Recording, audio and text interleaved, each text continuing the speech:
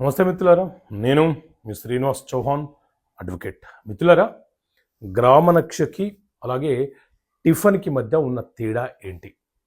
So మిత్రులారా, 1954-55 నుంచి మన దేశంలో రెవెన్యూ రికార్డుల నిర్వహణ అనేది మొదలైంది. సో దాంట్లో భాగంగా మొదట పహానీలు అనే డాక్యుమెంట్లను కూడా నిర్వహించినారు. ఆంధ్రప్రదేశ్లో వాటిని అడంగాలని పిలుస్తూ ఉంటాము. ఏ సర్వే నెంబర్లో ఎవరు హక్కుదారులు, ఆ భూమి యొక్క స్వభావం ఏంటి, ఎవరు అనుభవంలో ఉన్నారు, ఎవరు సాగు చేస్తున్నారు అనే కాలములతో పహానీలు ప్రతి ఏడాది నిర్వహించేవాళ్ళు.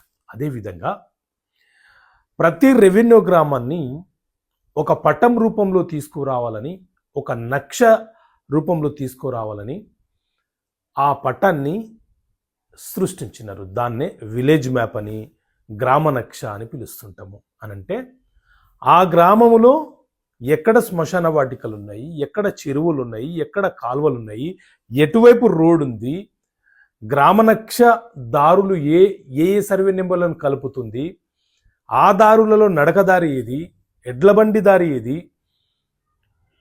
గ్రామంలోని జనాలు ఎక్కడ నివసిస్తున్నారు, ఇలా ప్రతి గ్రామాన్ని ఒక రెవెన్యూ గ్రామంగా తీసుకొని ఆ గ్రామాన్ని ఒక పటం రూపంలో చిత్రీకరణ చేసినట్టు దాన్ని నక్ష అని, గ్రామ పటం అని పిలుస్తూ ఉంటారు.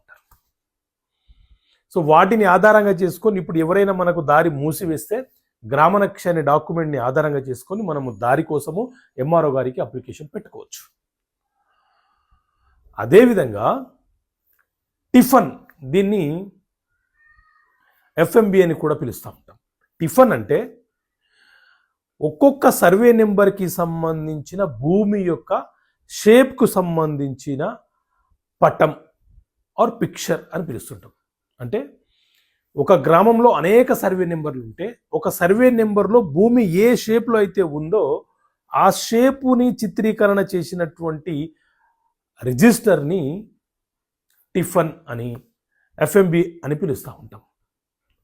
ఫీల్డ్ మెజర్మెంట్ బుక్ అని ఆంధ్రప్రదేశ్లో పిలుస్తూ ఉంటారు. సో ఇలా భూమికి సంబంధించిన కొన్ని అంశాలు మీకు అర్థం కావాలి, అలాగే చట్టపరమైన అంశాల మీద ప్రజలకు అవగాహన ఉండాలన్న ఉద్దేశంతో చట్టపరమైన సమస్యలకు పరిష్కారాన్ని పుస్తకాన్ని ఇంగ్లీష్ మరియు తెలుగు మీడియంలో తీసుకొచ్చాము. ఈ పుస్తకం కావాలనుకుంటే ఇక్కడ కనిపిస్తున్న నెంబర్ కాల్ చేసి ఈ పుస్తకాన్ని మీరు పొందవచ్చు. ఓకే మిత్రులారా, థ్యాంక్ యూ. జై హింద్.